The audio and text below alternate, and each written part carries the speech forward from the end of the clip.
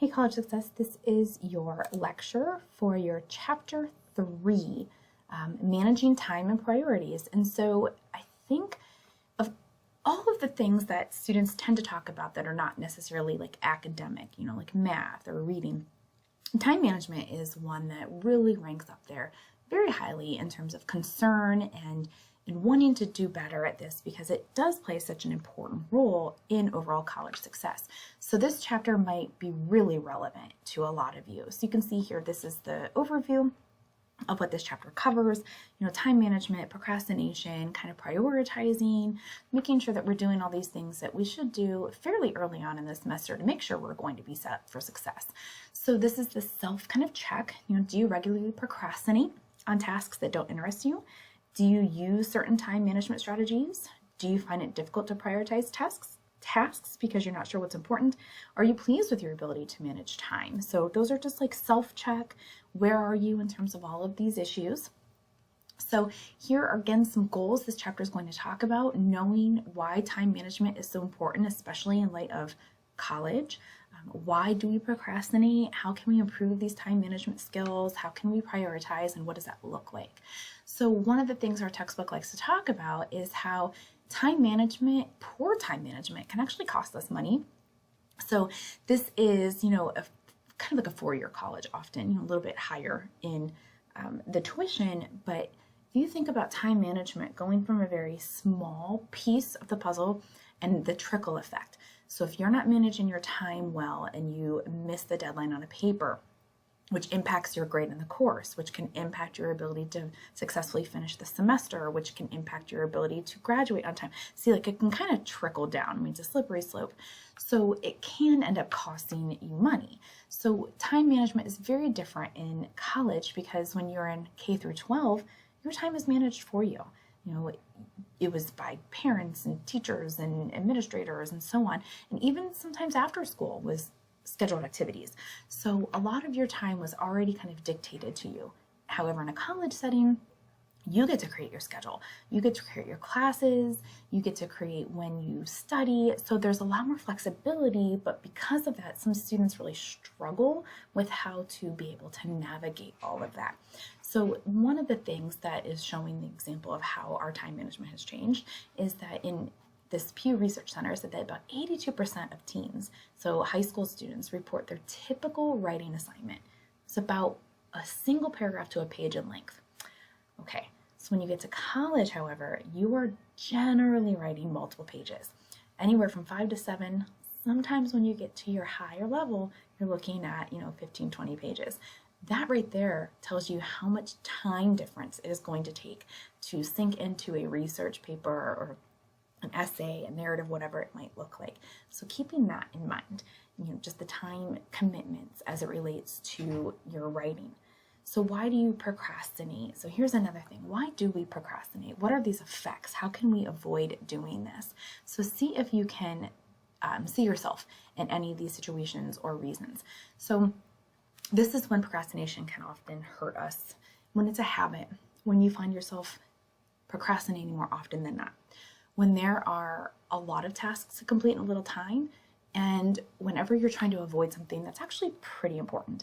So here's the most common reasons. We procrastinate, we just don't have a lot of energy. We're tired, we're drained, we'll get to it later. We don't have a lot of focus. We cannot seem to hone in on what we need to do, or maybe we're just scared we're not going to do well. So maybe you can see yourself in one or multiple of these as to why we might procrastinate. Here are other things we have to consider procrastination can have an effect on. Obviously time, but then our goals, if we're not meeting our goals because we're falling behind, we're not doing things, self-esteem can kind of go down if we're not getting things accomplished. And then obviously stress, like this can add to our stress load if we're not getting things accomplished. So what can we do? Well, get organized. That can mean a lot of different things. Our space, like our physical space around us, our materials, our schedule.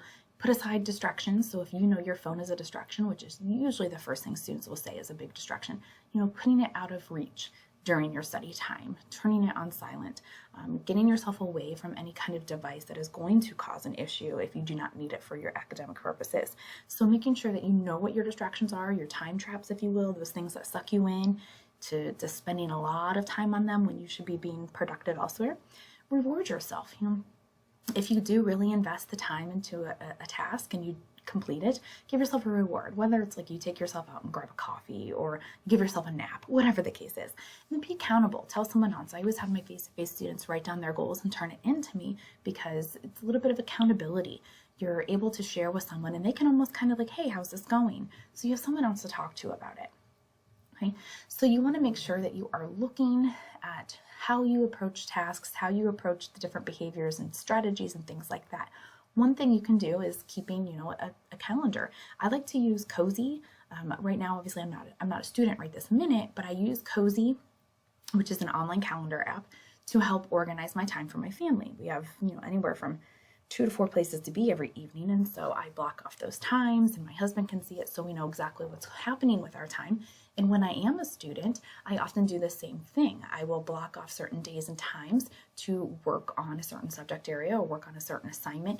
So if that works for you, really start incorporating that. Other ways to help manage your time, whether you use a calendar system or not, how long is a task going to take you? So really think about it. If there's a research paper you have to write, make sure that you give yourself enough time every, evening. If you don't want to wait till last minute, that's the idea of procrastination, is to not wait to the last minute. So 10 minutes every night leading up to. So start 3 weeks ahead of time. Maybe it's 10, 15 minutes a night for the first week. And then the second week, it's half an hour every night. And then the last week, might be an hour. But just how long is it going to take you? Be accurate in your timekeeping. Set a timer so that you know how long. And give yourself breaks. Our attention can vary. So give yourself some breaks. Understand that you might have to do one thing before you do another. So a research paper, you can't just jump in. You've got to gather sources. You've got to come up with a topic. You've got to outline. There's lots of steps before the final product. And know that sometimes you might have to take away time from something else to complete that task. So here's kind of an example of that, like a lot of activities, how much time you think you're going to take it, maybe some notes. So even keeping like a track of things. And if this is your very first semester, which I know for a good amount of you it is, you might not know how long it's going to take you to study or write a paper. So just finding that out about yourself is going to be helpful. There's a couple different little apps that can then assist with that. Also, our chapter talks about prioritizing. Why should we prioritize? And as a college student, we get bombarded with a lot of different things. You might be working, you have a family, you have social responsibilities, you're going to school, you have a home to take care of. Tons of things. So how do we prioritize and how do we go about doing this? So you want to make sure that you understand what each task requires of you, and then maybe rank them. Importance, impact, urgency. So here's like this Eisenhower matrix. So here are some ways to decide how to prioritize. Urgent and important, this is something you're going to want to do right away, right? Urgent meaning, it's coming up real quick. And important, it needs to be done. Versus urgent, but not important. Urgent meaning there's an exam next week. Okay, that's pretty important. It's pretty urgent, but it's pretty important, but it's not necessarily going to happen right now. It's not happening this minute like the paper due tomorrow is over here. It's not as urgent, but it's still important. Like getting your flu shot, not urgent. It's not necessarily in a timetable, but it's still important. Here's an urgent, but not important. Amazon sale, okay? That's urgent. Maybe there's something going on right now. That's not necessarily that important. Laundry, I know I say this in this matrix, but then when you have a family of 5 people and you don't do laundry, it builds up. So, but it's not necessarily as important as maybe you're prioritizing your schoolwork. And then not urgent, not important. Social media, TV shows, that kind of thing. Fit it in when you can. What I like to do with mine is I kind of rate mine in a similar way. Like items A, in my A category, are all things that are pretty important, pretty urgent. B are things that are, important, but maybe I've got a week or 2 to complete them still, so they're not quite urgent yet. And then I go from there. So how do you deal with conflict whenever you have priorities? One thing I had to learn when I was working on my doctorate and going to work and having children was the power of no. And it's hard for me to tell people no. So I had to learn to be able to say, you know what, I can't go this Saturday to go do this, social activity because I do need to study. or I can't join this committee right now because I have a little bit more time commitment elsewhere. And that was really tough for me to learn. And then when I was done with my doctorate, I was able to pick up more of those things. So sometimes we do have to say no and kind of just give ourselves that time to focus. But other things, just know what we need to do, how we're going to get it done, what resources, be flexible, but set those deadlines. Sometimes, unless it's a paper or something pretty hard deadline, give yourself a deadline. By this time next week, I need to have XYZ accomplished. Here are some things that you need to, or the book's going to kind of help you with in terms of prioritizing, prepping for class, during class, post class, and how you're thinking about how long a task is going to take. You're thinking about all these things that go into your class schedule as well. If this is something that is helpful to you, thinking about all the things you know how or need to know how to do. We talked a little bit about this, your workspace, making sure that you have a physical space that is going to be conducive to your studies, not just on your bed, because it's going to be more tempting to relax. So you want to have the right space, whether it's just a desk, at your dining room table, but at nighttime or whatever the case is. Make sure it's the right space, distraction-free, and the right time of day.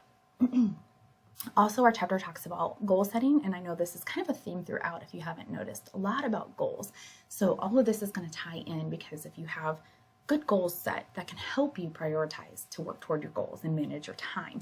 So one of the things is talking about making sure that you sustain that motivation. Motivation can really make a big difference. And so one of the things in your chapter 1 quiz did talk about, how can you keep your plan in mind? How can you keep your goals in mind as you progress throughout your college career? And a lot of you did talk about motivation and what motivates you and just keeping that in mind. So whether that is, some of you did talk about like putting pictures of family members up around who have really supported you, or writing yourself notes, or having an accountability partner. So it was really neat to see all those different things. But goals can also help motivate you. And goals should be this acronym SMART, specific. So for instance, if I said my goal is to get a high GPA this semester. Okay, but it's not a very SMART goal, meaning what is high? So make it specific. I want a 3.4. That's more specific, right? Can you measure that? Yeah, you can measure a 3.4. Is it attainable? Only you know that. Only you know what you're capable of, what you can achieve, what you can work on.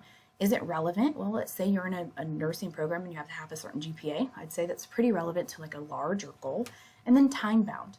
GPA is already time set. But here are some examples of SMART goals and some not SMART goals. I'm going to be rich someday. Is that SMART? No, it's not specific. What does rich mean? Rich in money, rich in time, rich in family, versus I will graduate with my degree on time. Okay, that's a little bit more specific. So those are just some examples of what SMART goals can look like. Here are some other things that are suggested to help with motivation, making sure that you are rewarding yourself. We talked a little bit about rewards, breaking down your goal into manageable tasks. As I said, like if you have a research paper, the big goal would be obviously to finish the research paper, but goal number 1 would be to choose a topic. Goal number 2 would be to gather sources. Goal number 3 would be to read through the sources. Goal number 4 would be to start outlining. So, you're breaking it down into a little bit manageable versus that big overarching goal. Rely on other people, especially people who are going to build you and support you up. Remind yourself of the goal to begin with. So kind of doing that for anything from a small classroom goal over to your large overarching degree goal. Here are some strategies for some time and task management. I'm going to show you where these are and examples of these in your textbook here in just a few minutes, because a couple of them are pretty creative. So just in summary, making sure that you are setting your time management goals, you are prioritizing, you are looking to see how you can avoid procrastination. All right, let's look here. Here's your textbook. In your text, I'm going to pull this down here. We want to look again through here. I always encourage you to spend some more time with the text, look through it, read the details. I always give you the overview with the PowerPoint, but go in and read the details, especially on something like this where time management applies to almost everyone. A lot of you might struggle with this, but there might be a lot of you who have a good handle on it, but then every semester your schedule changes or your work schedule might change, and so you kind of have to adjust as needed. And so there's a time where we all might need to evaluate how we're spending our time.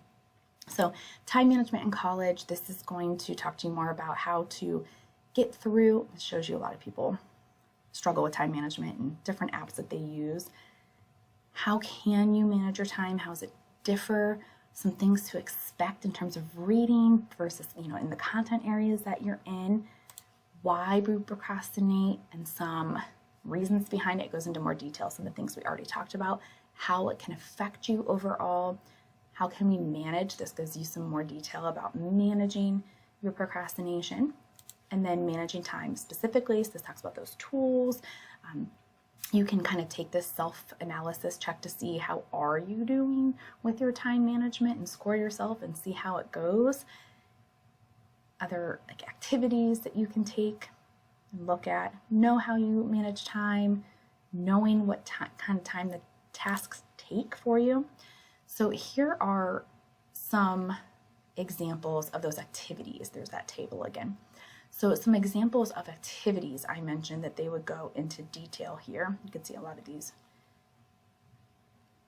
Be flexible, set deadlines, the importance of working right. I'm sorry. It's going to come up in 3.7. There we go. Goal setting, if you need some help with goal setting. And then these strategies and activities. Here's a technique right here. This is talking about using a timer to set intervals and then give yourself a short break. I think one of the neatest ones is called Eat the Frog, and it comes from Mark Twain. Eat a live frog first thing in the morning and nothing worse will happen to you the rest of the day. Weird quote, but basically what it's saying is do the most difficult or undesirable task first thing, so that way it's out of the way and everything else seems a little easier. So it gives you an example of how to put each of these into play, these little methods, see if it works for you, and a little bit more about strategies to help you with your time management. All right, so as always, please make sure you spend some time, look through the slides a little bit more, read through these sections, get familiarized, especially if you struggle with time management or procrastination or prioritizing, so that you can get a little bit more support in those areas. Okay, until next time.